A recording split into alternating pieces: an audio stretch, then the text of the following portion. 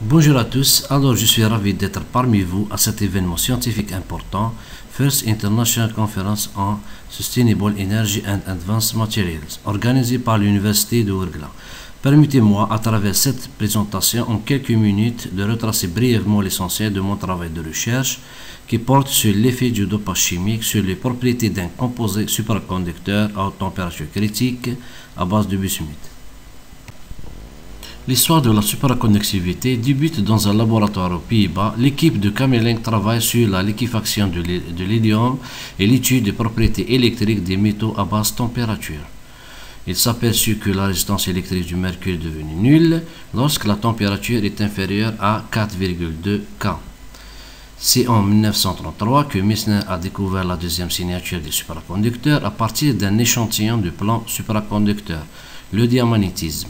Un aimant placé au-dessus d'une capsule supraconductrice reste en suspension, donc c'est la lévitation magnétique. Un nombre important d'oxydes de cuivre avec des propriétés supraconductrices furent découverts avec des températures critiques n'ont cessé de grimper, atteignant maintenant 160 K avec des composés au mercure sous pression. La température de l'azote liquide était dépassée. Les activités de recherche se sont intensifiées afin de comprendre les mécanismes qui sont à l'origine des propriétés de ces matériaux. Diverses théories tentent d'interpréter le phénomène de la supraconductivité sur lesquels travaillent aujourd'hui les chercheurs, telles que celle de BCS, mais on reste toujours en manque d'explications. Les supraconducteurs à température critique trouvent de nombreuses applications dans le domaine scientifique et technologique, transport de voyageurs, imagerie médicale, stockage d'énergie, génération du champ magnétique intense, transport d'énergie électrique, capteurs microélectroniques, télécommunications, etc. L'utilisation des supraconducteurs permet un gain de performance considérable par rapport au système traditionnel, et ce malgré un environnement cryogénique difficile à mettre en œuvre et relativement coûteux. Pour une compréhension plus profonde des mécanismes qui conditionnent les propriétés optimales de ces matériaux, une étude de la relation microstructure propriétés physico-chimiques est nécessaire. Les supraconducteurs à température critique à base d'oxyde de cuivre présentent un diagramme de phase, température, concentration des porteurs de charge analogue à celui schématisé sur cette figure. En variant le dopage en porteur, on fait varier les propriétés structurelles et électriques du système, des propriétés d'un isolant antiferromagnétique aux propriétés d'un métal en passant par trois régimes. La région surdopée, optimalement dopée et enfin le régime surdopé pour lequel la TC décroît avec le dopage. Dans cette approche, ces régimes peuvent être dépendre à la fois de la densité du porteur, de leur mobilité et de l'état physique des réservoirs de charge. La compréhension des propriétés physiques des supraconducteurs à température critique nécessite une connaissance précise de la structure de ces composés. Schématiquement, leur structure est lamellaire, composée de différents plans qui sont empilés selon l'axe cristallographique C. Le transport électronique s'effectue préférentiellement dans les plans CO. Ces plans CO sont alternés par d'autres couches qui contrôlent la concentration des porteurs de charge de ces plans conducteurs. En modifiant la composition chimique de ces couches intermédiaires, on modifie la concentration des porteurs de charge des plans conducteurs. Cette opération dite dopage permet de modifier le caractère plus ou moins isolant en métallique du composé. Une série d'échantillons a été élaborée par la réaction d'état solide. La facilité de mise en œuvre justifie le choix de cette méthode par rapport aux autres méthodes connues par voie humide. Une série de la phase B est de 1,2 dopée par l'yttrium sur le site calcium et strontium afin de comparer son effet sur les propriétés structurales et électriques. L'analyse par la DRX montre que l'échantillon non dopé est majoritairement formé de la phase recherchée, accompagné de la phase secondaire BE de 2,01. Pour les composés non dopés et dopés sur le site strontium. Ce résultat est confirmé après indexation des raies observées par le logiciel Jana 2006. En plus des raies principales, on remarque la présence de quelques petits pics dus à la modulation structurale. Le pic principal de la phase parasite CA2PbO4 est identifié pour l'échantillon dopé sur le site calcium. La phase CA2PbO4 résulte d'une part de la présence du plan utilisé pour la substitution de Bi par Pb et d'autre part de la transformation des composantes de basse réactivité comme le calcium et le strontium. L'absence des pics PbO et SrPbO3 indique que l'atome Pb est bien introduit dans la structure étudiée. Dans notre cas, l'effet du lithium à faible concentration est difficilement détectable dans les différents diagrammes où l'intensité des pics et leur largeur varient peu. Par contre, cet effet est assez influent sur la formation des phases secondaires. Cette figure présente les courbes de réactivité électrique. Dans l'état normal, ces courbes présentent un comportement métallique et sont pratiquement linéaires. Les transitions supraconductrices sont également étroites, reflétant la bonne qualité des échantillons élaborés.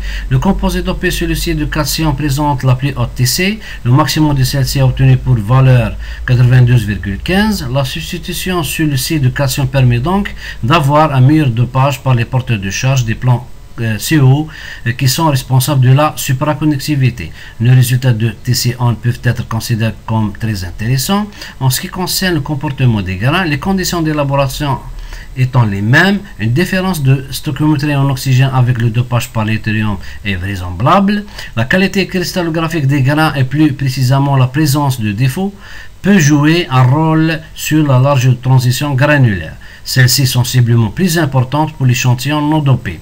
L'augmentation de la réactivité résiduelle avec le dopage en yttrium peut s'expliquer par une augmentation du taux de diffusion des porteurs de charge qui rentrent en collision avec les défauts, résultat d'une distribution aléatoire des ions Y3+ à l'intérieur des échantillons. On observe une augmentation importante de la pente de la courbe de réactivité pour l'échantillon dopé sur le site calcium qui peut correspondre à un dopage optimal. Pour examiner l'effet du dopage sur les propriétés de moniteur de transport, des mesures de réactivité sous champ magnétique de 0 à 7 Tesla ont été réalisées. Ces mesures démontrent clairement l'effet d'un champ magnétique sur l'état supraconducteur, comme on peut le voir, un élargissement de la transition résistive vers les basses températures au fur et à mesure que le champ magnétique augmente. Mais TC1 en est relativement indépendante. L'origine de ce mécanisme de dissipation peut être liée au fait que le champ magnétique entre dans la structure de l'échantillon massif seulement au niveau des joints de grains et affecte la région intergranulaire, ainsi que le mouvement des lignes de flux. Cette figure montre la variation du champ de réversibilité et du deuxième champ critique en fonction de la température pour nos échantillons. La ligne de réversibilité de l'échantillon dopé sur le site calcium se déplace à des températures et des champs magnétiques les plus élevés comparés à ceux des échantillons non dopés et dopés sur le site strontium. L'échantillon dopé sur le site calcium présente la plus grande valeur du deuxième champ critique, 150,02 Tesla, comparé aux deux autres échantillons. Ceci nous permet de conclure que le dopage par l'yttrium entre les plans conducteurs sur le site calcium améliore les propriétés supraconductrices, résultat qui concorde bien avec la valeur de TC1 obtenue pour cet échantillon. Maintenant, nous abordons la variation de l'énergie d'activation avec le désordre introduit par le champ magnétique. Le modèle TAF est largement utilisé lorsque les vortex se déplacent d'un puits de potentiel à un autre. Ce régime dynamique est donné par l'équation d'Arrhenius. Les courbes d'Arrhenius présentent une dépendance linéaire de la température au-dessous de TC1. On observe également qu'une forte augmentation de l'énergie d'activation des vortex, surtout à bas champ magnétique. En revanche, elle est très faible au plus fort champ magnétique où les interactions entre les vortex et leurs mouvements dans les plans sont augmentées.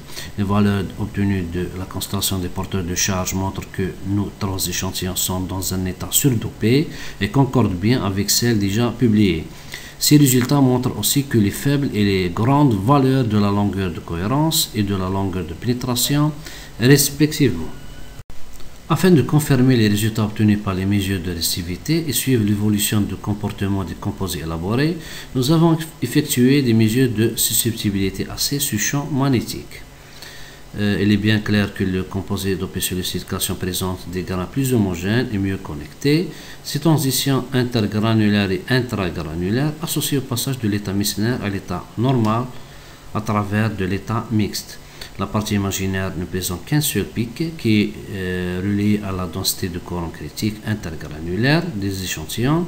La céramique d'opé-silicite calcium présente donc un volume granulaire plus important et des contacts intergranulaires de meilleure qualité.